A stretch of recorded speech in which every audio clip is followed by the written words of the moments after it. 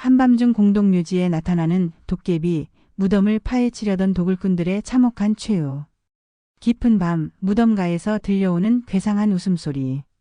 욕심에 눈이 먼 도굴꾼들이 마주한 것은 상상을 초월하는 공포였습니다. 조선시대 기재잡기에 전해지는 이야기를 바탕으로 한 섬뜩한 이야기. 무더위를 한 번에 날려버릴 오싹한 전설 속으로 들어가 보시죠. 과연 그들에게 무슨 일이 일어났을까요? 3명의 도굴꾼이 큰 무덤을 노리며 계획을 세우는 장면. 조선 숙종 15년 서울 성저심리 동대문 밖. 달이 구름에 가려진 어둠 속에서 3명의 사내가 은밀히 만났다. 이들은 모두 한양 뒷골목에서 온갖 더러운 일을 하며 살아가는 건달들이었다. 첫 번째 사내 김서방은 40이 넘은 나이에도 허리가 곱고 힘이 센 것으로 유명했다. 젊은 시절 관가에 심부름꾼 노릇을 하다가 돈을 훔쳐 쫓겨난 후로는 이런 일 저런 일 가리지 않고 살아왔다. 두 번째 사내 박서방은 30대 중반으로 손재주가 뛰어났다. 자물쇠 따기, 담 넘기, 구멍 파기 등 손으로 하는 일이라면 무엇이든 잘했다. 마지막 사내 정서방은 가장 젊은 20대 후반으로 다리가 빠르고 야밤에 길을 찾는 데 도가 터 있었다. 여보게들, 오늘 밤이야말로 우리가 한 번에 떼돈을 벌 기회야. 김서방이 목소리를 낮춰 말했다. 내가 며칠 전부터 눈여겨본 무덤이 하나 있는데 그게 보통 무덤이 아니라네. 박서방이 궁금해하며 물었다. 어떤 무덤인데 그러시오? 동대문 밖 큰 공동묘지 한복판에 있는 무덤이야.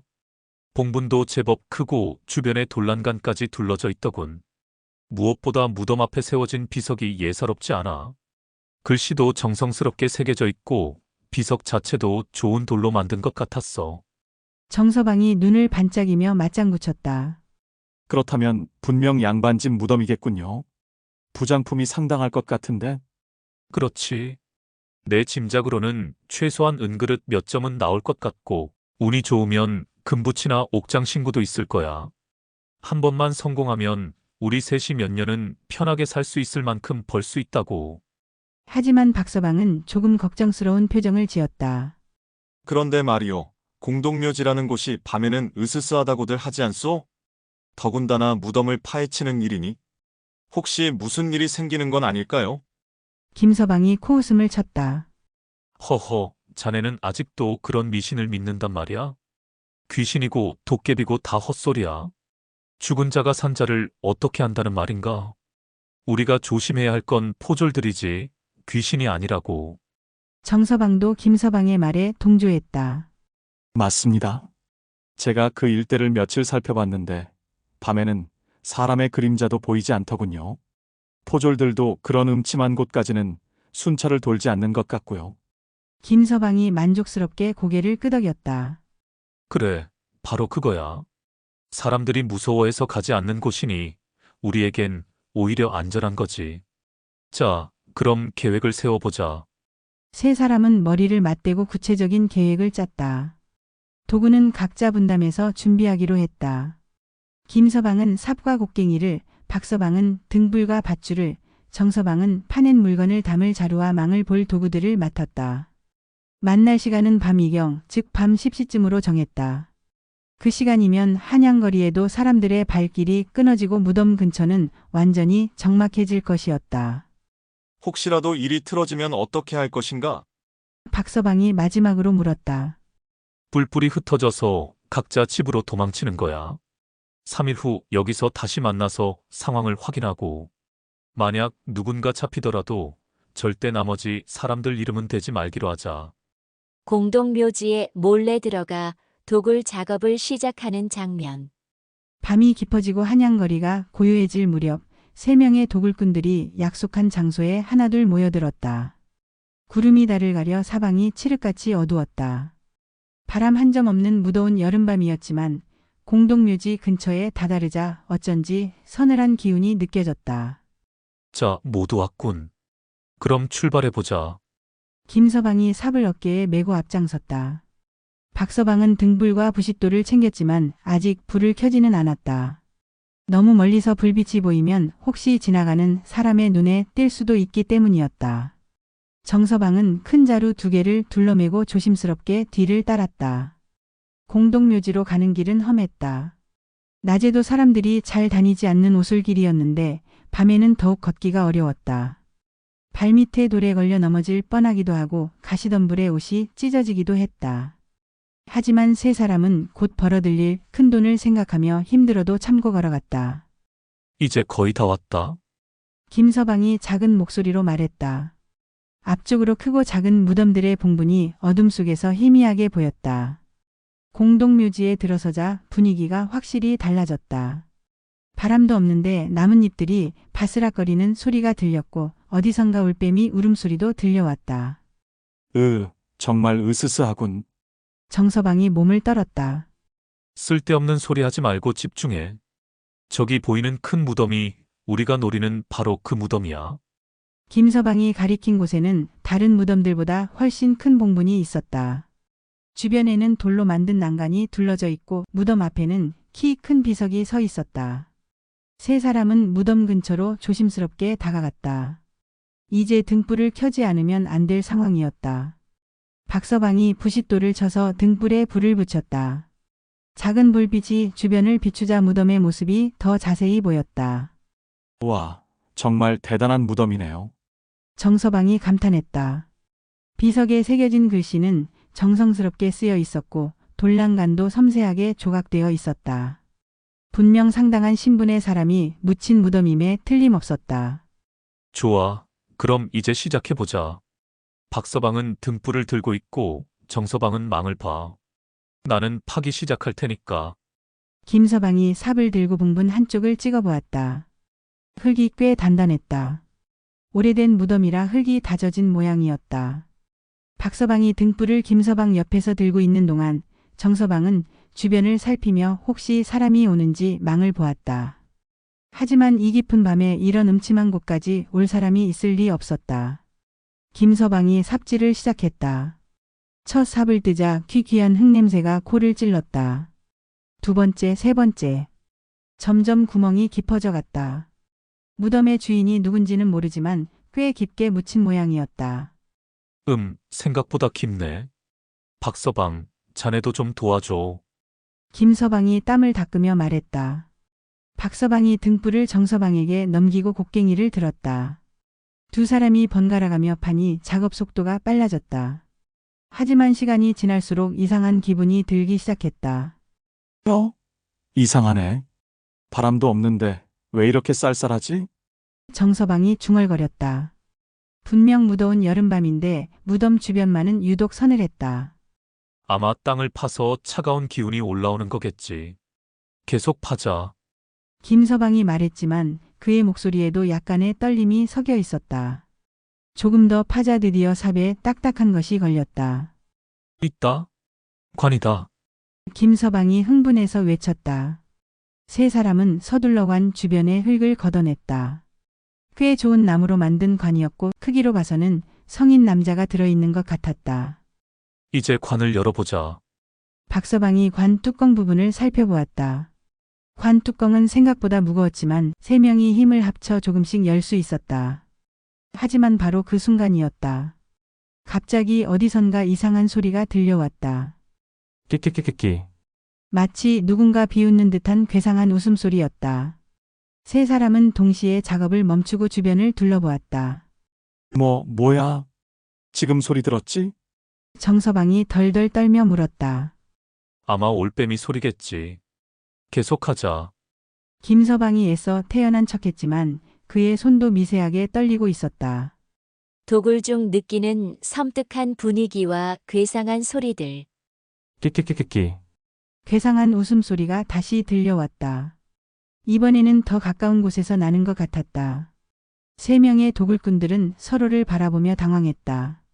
아무리 올빼미 소리라고 하기에는 너무나 사람 같은 웃음소리였다. 이상하다. 정말 이상해. 박서방이 등불을 높이 들며 주변을 살폈다. 하지만 등불의 작은 불빛으로는 몇 걸음 앞도 제대로 보이지 않았다. 무덤들 사이사이로 깊은 어둠이 도사리고 있을 뿐이었다. 김서방이 억지로 용기를 내며 말했다. 아무것도 아닐 거야. 우리가 너무 예민해진 것 같군. 빨리 끝내고 여기서 나가자. 그는 다시 관 뚜껑을 열려고 했다. 하지만 이상한 일이 벌어졌다. 분명히 세 명이 힘을 합쳐서 반쯤 열어놓았던 관 뚜껑이 어느새 다시 꽉 닫혀 있는 것이었다. 이게 뭐야?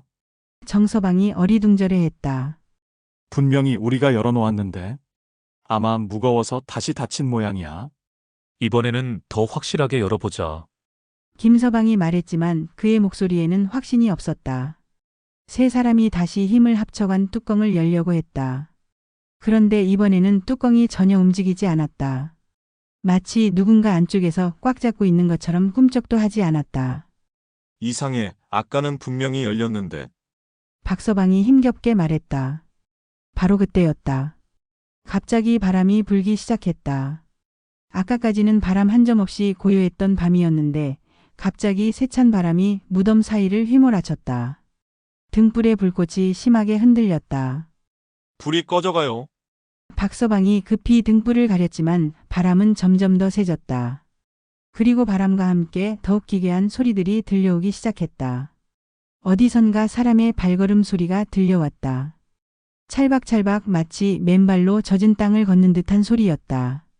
그런데 그 발걸음 소리가 점점 가까워지고 있었다. 누군가 온다. 정서방이 떨린 목소리로 외쳤다. 숨자. 김서방이 재빨리 관 구멍 옆으로 몸을 숨겼다. 박서방과 정서방도 서둘러 무덤 뒤편으로 몸을 낮췄다. 하지만 이상했다. 발걸음 소리는 분명히 들리는데 아무도 보이지 않았다. 소리는 그들이 파놓은 구멍 주변을 맴돌고 있었다. 마치 보이지 않는 누군가가 그들의 작업을 살펴보고 있는 것 같았다. 끼끼끼끼 뭘 하고 있는 거냐? 갑자기 바로 머리 위에서 목소리가 들려왔다. 세 사람은 동시에 고개를 들었다.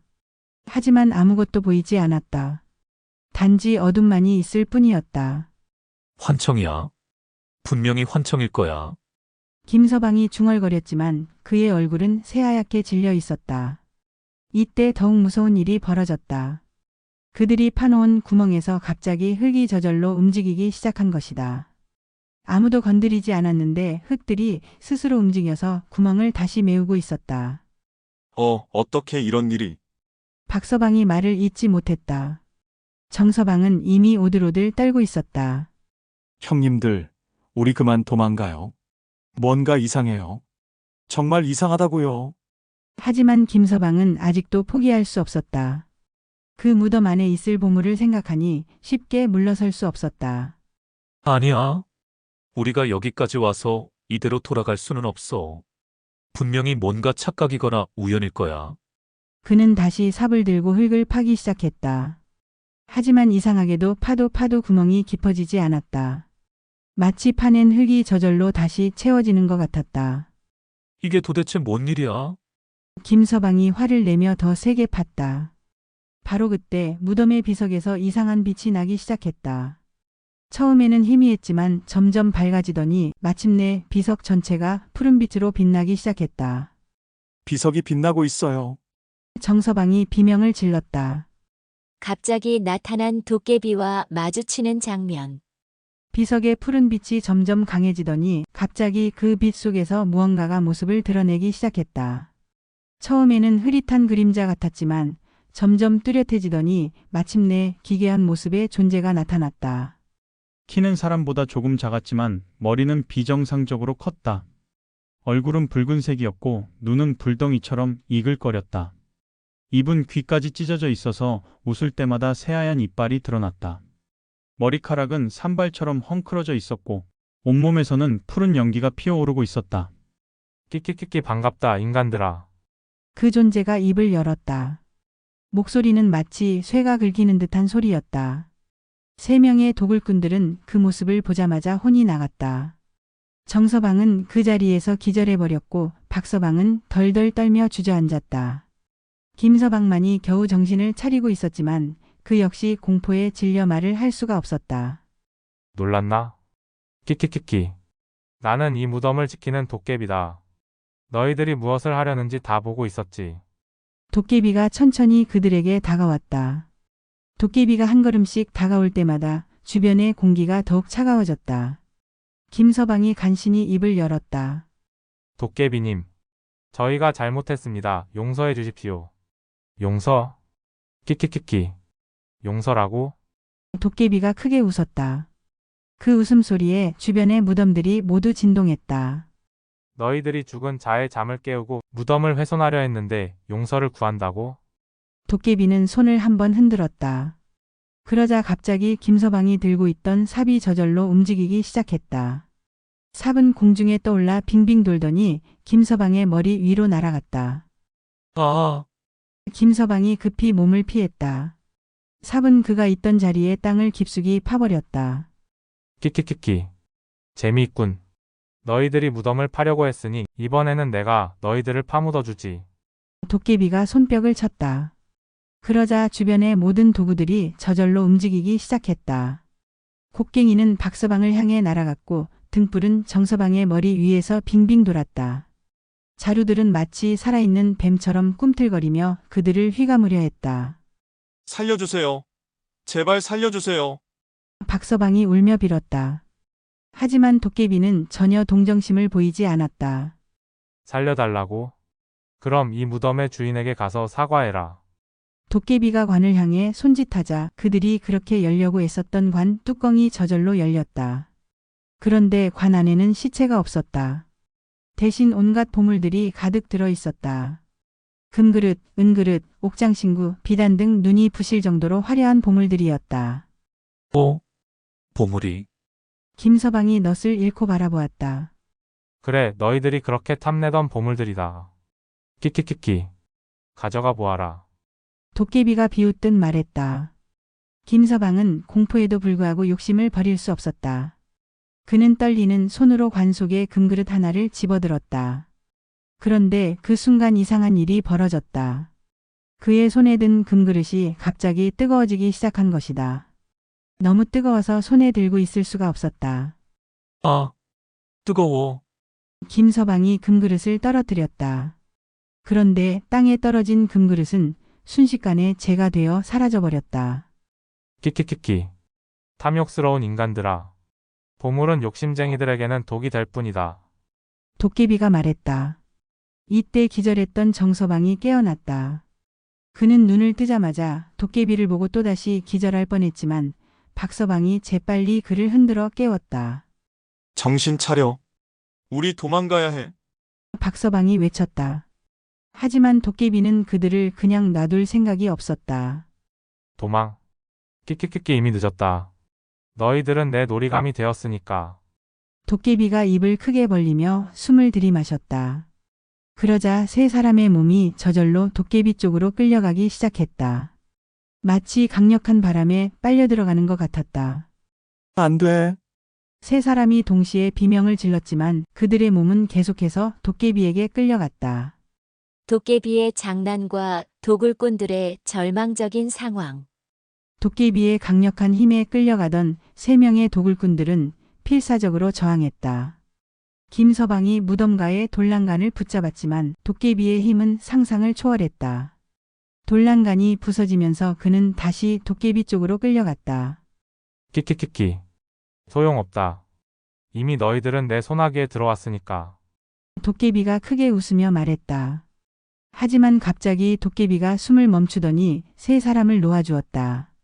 그들은 땅바닥에 굴러떨어졌다. 그런데 말이다. 도깨비가 갑자기 목소리를 낮췄다. 너희들을 그냥 죽여버리기에는 너무 재미없을 것 같군. 좀 더 재미있는 놀이를 해보자. 도깨비가 손가락을 튕기자 갑자기 주변 풍경이 바뀌기 시작했다. 공동묘지가 사라지고 대신 깊은 산속 같은 곳이 나타났다. 사방이 절벽으로 둘러싸여 있어서 도망갈 길이 전혀 보이지 않았다. 여기가 어디입니까? 정서방이 떨린 목소리로 물었다. 내 놀이터다. 키키키키. 여기서 숨바꼭질을 해보자. 내가 너희들을 찾지 못하면 살려주고 찾으면. 도깨비가 말을 끝내지 않고 섬뜩하게 웃었다. 얼마나 시간을 주실 건가요? 김서방이 간신히 물었다. 해가 뜰 때까지다. 그때까지 내가 너희들을 찾지 못하면 원래 세상으로 돌려보내주마. 하지만 찾으면 키키키키. 영원히 내 놀이감이 되는 거다. 도깨비가 말을 마치자 갑자기 짙은 안개가 피어올랐다. 안개가 걷힌 후에는 도깨비의 모습이 사라져 있었다. 하지만 어디선가 그의 웃음소리는 계속 들려왔다. 어떻게 하지? 어떻게 해야 하나? 박서방이 당황해하며 말했다. 일단 숨을 곳을 찾아야 해. 김서방이 주변을 둘러보며 말했다. 하지만 이 기괴한 공간에는 제대로 된 은신처가 보이지 않았다. 몇 개의 바위와 말라 죽은 나무들만이 있을 뿐이었다. 세 사람은 일단 큰 바위 뒤로 숨었다. 하지만 곧 이상한 일들이 벌어지기 시작했다. 바위들이 저절로 움직이며 그들을 찾아다니는 것이었다. 바위가 움직여. 정서방이 소리쳤다. 정말로 바위들이 다리가 생긴 것처럼 걸어다니며 그들을 쫓아왔다. 세 사람은 다른 곳으로 도망쳤지만 이번에는 나무들이 팔을 뻗어 그들을 잡으려 했다. 이 모든 게 도깨비의 마법이야. 김서방이 외쳤다. 도깨비의 웃음소리가 사방에서 들려왔다. 키키키키. 재미있지? 숨바꼭질이 이렇게 어려운 줄 몰랐지? 시간이 지날수록 상황은 더욱 절망적이 되었다. 도깨비는 온갖 마법을 사용해서 그들을 괴롭혔다.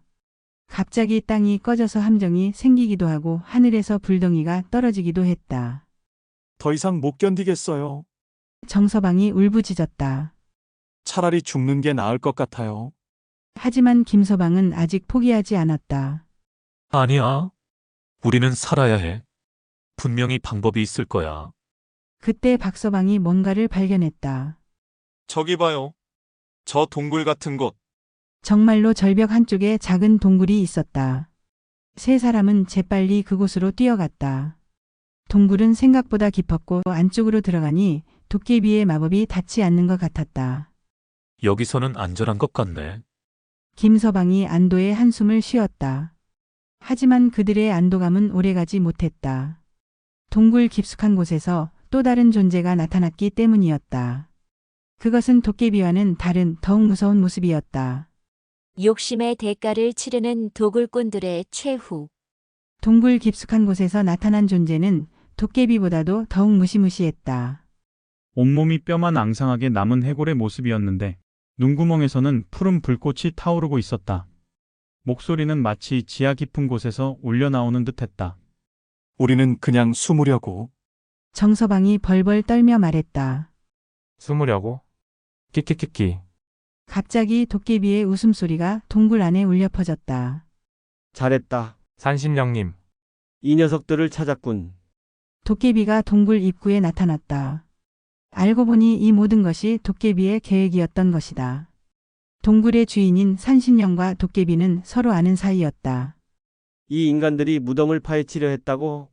산신령이 무서운 목소리로 물었다. 그렇습니다. 욕심에 눈이 먼 이들이 죽은 자의 안식을 방해했지요. 도깨비가 대답했다. 산신령의 눈에서 푸른 불꽃이 더욱 세게 타올랐다.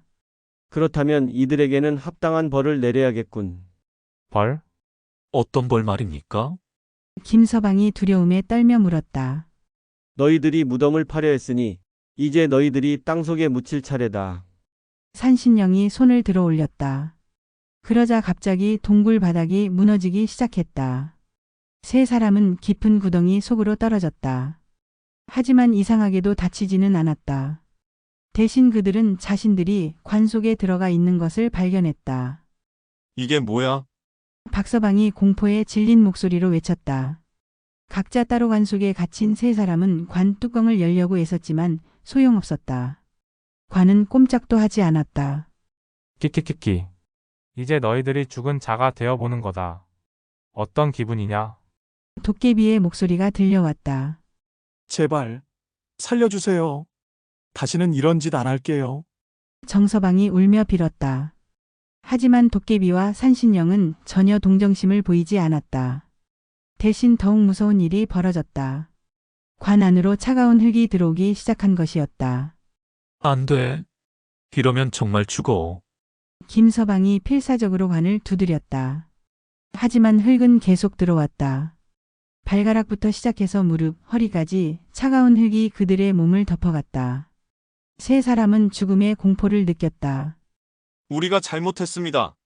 정말 잘못했어요. 박서방이 마지막으로 외쳤다. 그때 갑자기 모든 것이 멈췄다. 흙도 더 이상 들어오지 않았고 주변이 조용해졌다. 마지막 기회를 주겠다. 산신령의 목소리가 들려왔다. 너희들의 진심 어린 참회를 보았으니 말이다.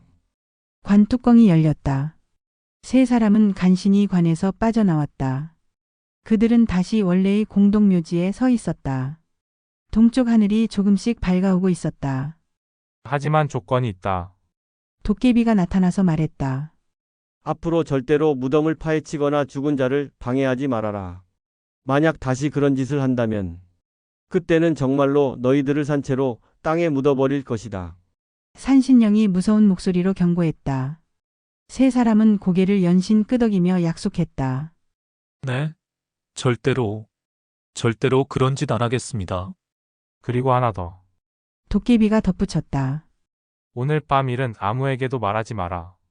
만약 입에서 한마디라도 나온다면 도깨비는 말을 끝내지 않았지만 세 사람은 그 의미를 충분히 알 수 있었다. 해가 완전히 떠오르자 도깨비와 산신령의 모습이 사라졌다. 파헤쳐졌던 무덤도 원래대로 돌아가 있었다. 마치 아무 일도 없었던 것처럼 말이다. 세 명의 도굴꾼들은 서둘러 그곳을 떠났다. 그들은 그날 이후로 다시는 무덤 근처에도 가지 않았다고 한다. 그리고 약속대로 그날 밤의 일은 아무에게도 말하지 않았다. 다만 그들의 머리카락이 하룻밤 사이에 새하얗게 새어버렸다는 소문만이 한양 거리에 돌았을 뿐이다. 욕심에 눈이 먼 자들에게는 반드시 그에 합당한 대가가 따른다는 교훈을 남긴 채로 여러분, 오늘의 무서운 이야기는 여기서 마무리됩니다. 조선시대 기재잡기에 실린 이 이야기는 욕심의 무서움을 경고하는 교훈적인 야담이었습니다. 무더운 여름밤 등골이 서늘해지는 이야기로 더위를 식혀드릴 수 있었길 바랍니다. 다음 시간에는 더욱 흥미진진한 조선시대 전설을 가지고 찾아뵙겠습니다. 도깨비가 된 억울한 관리의 복수 부정부패로 죽인 백성들이 도깨비가 되어 나타났다라는 제목으로 폐관잡기에 수록된 또 다른 섬뜩한 이야기를 들려드릴 예정입니다. 구독과 좋아요는 더 좋은 컨텐츠 제작에 큰 힘이 됩니다. 댓글로 여러분이 듣고 싶은 조선시대 야담이나 전설이 있다면 언제든 알려주세요. 그럼 다음 이야기에서 또 만나요.